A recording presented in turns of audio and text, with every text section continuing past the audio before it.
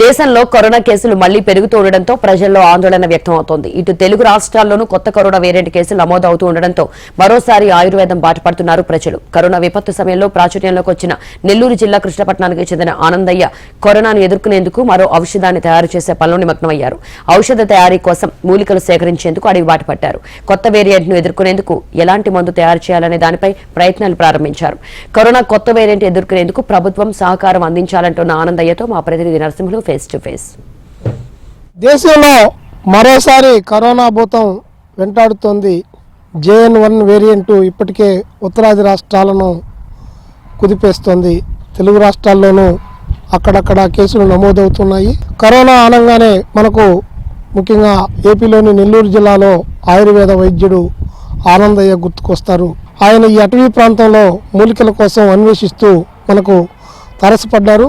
2 దఫాలుగా కూడా కరోనాతో అనేక మందిని కూడా ఒక మనోధైర్యాన్ని కలిగించినటువంటి మీరు ఇప్పుడు 3rd వేరియంట్ ఇప్పుడు JN1 వస్తుంది. దానికి సంబంధించి ఎలాంటి వైద్యం ఉంది మీ దగ్గర? ఈ వనమూలికల ద్వారా మా వంశపరంపర ద్వారా గురువుల ద్వారా నేర్చుకున్న విద్య కాబట్టి ఆ జ్ఞానాన్ని ఇచ్చి వ్యాధిని కూడా గుర్తించే ఒక జ్ఞానాన్ని కూడా మాకు భగవంతుడు ప్రసాదిస్తాడు. ఆయుర్వేదం నిపుణులు ఎవరికైనా ఇప్పుడు ఈ వేరియంట్ని బట్టి వాళ్ళ స్ట్రెంత్ని బట్టి మేము ఇమ్యూనిటీ బూస్ట్ కింద ఈ వైద్యం చేయడం జరుగుతుంది. ఇప్పుడు కూడా అక్కడక్కడ కోమాలోకి వెళ్ళిపోయి శాన్సరేషను 40, 50, 60 వచ్చిన వాళ్ళు కూడా మళ్ళా కోలుకున్న సన్నివేశాలు ప్రజెంట్లో ఇప్పుడు కూడా జరుగుతుంది.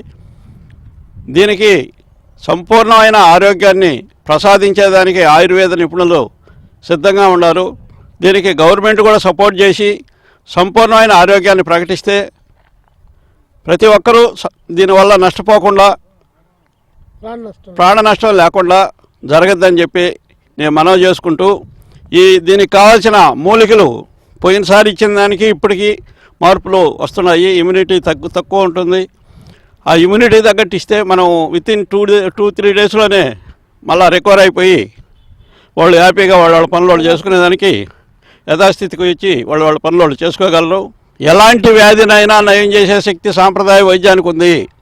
నేను ఫస్ట్ నుంచి చెప్తున్నాను, ఏ వ్యాధినైనా దీనికి ముందుకు తీసుకెళ్ళి దీన్ని ఉపయోగపెట్టుకోండి. ప్రజలందరూ ఆరోగ్యవంతులుగా ఉండండి. మందులైతే వ్యాధిని బట్టి మేము ఎప్పటికప్పుడు అప్డేటు ఇంగ్రీడియంట్స్ మార్చుకుంటాం.